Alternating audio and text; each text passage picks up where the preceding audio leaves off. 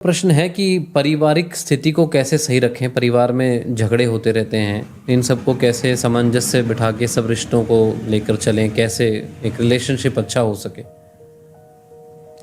देखिए, जब तक सबका एक लक्ष्य नहीं होगा तब तक झगड़े टंटे तो चलेंगे।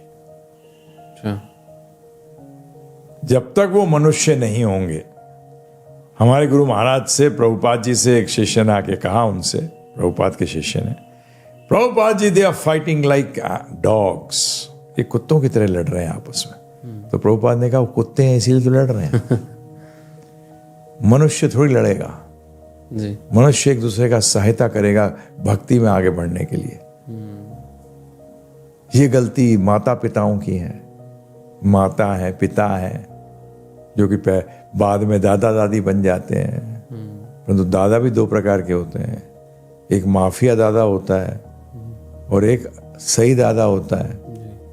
तो ये सब माफिया दादा है, ये असली दादा थोड़ी है। तो पिता बनेंगे, बच्चों को ये ज्ञान दिया कि बेटा जीवन का लक्ष्य तो भगवत प्राप्ति है, भगवान कृष्ण की भक्ति करनी है।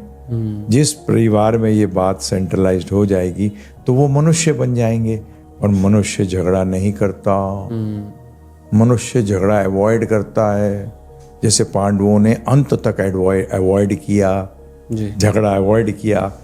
सक्षम थे पूरे पृथ्वी पर राज्य करने के लिए, फिर भी 5 गांव के लिए तैयार हो गए। ये क्या शो करता है कि वो झगड़ा नहीं करना चाहते। परंतु जब हुआ फिर बता दिया। तो इसी तरीके से परिवार के अंदर, तो इसलिए प्रभु जी, हमारे गुरु महाराज कहते थे, ये एक सौम्य व्यक्ति के लिए रहने की जगह नहीं है ये भौतिक जगत। यहां से निकलो, अपने असली परिवार वैकुंठ में, गोलक वृंदावन में चलते हैं, वहां रहेंगे, वहां कोई झगड़ा टंटा नहीं। यहां तो लगे रहेंगे। और कलयुग है जी, यहां तो झगड़े टंटे बगैर बात के हो जाते हैं। दूसरा, भाई तू मुझे क्यों देख रहा है? बस उसी में झगड़ा हो जाता है जी। अरे तूने मुझसे बात नहीं करी इसलिए झगड़ा। गाली दे तो झगड़ा, नहीं गाली दे तो झगड़ा। तो कलयुग को तो एज ऑफ कोरल कहा गया है। Age of coral. हाँ, यहां तो बात ना हो तो झगड़ा, बात हो तो झगड़ा। सही बात है। इसलिए यहां तो और जल्दी समझ सकते हैं कि भाई ये जगह नहीं है अपने लिए। जितने समझ जाए परिवार में कृष्ण भक्ति करने लगे, बहुत बढ़िया। अपने आप भक्ति नहीं छोड़नी, बाकी को चेंज करने की कोशिश करेंगे, सब सुधर जाए, इससे बढ़िया बात और क्या हो सकती है। कोशिश पूरी करेंगे, परंतु उसके लिए अपनी भक्ति को नहीं छोड़ेंगे किसी हालत में भी, किसी के लिए भी जी। ये ध्यान रखिएगा, क्योंकि हर जन्म में रिश्तेदार मिलते हैं, माता पिता भी मिलेंगे, भाई बहन भी मिलेंगे, परंतु कृष्ण हर जन्म में नहीं मिलेंगे। आप बोलोगे ऐसा क्यों?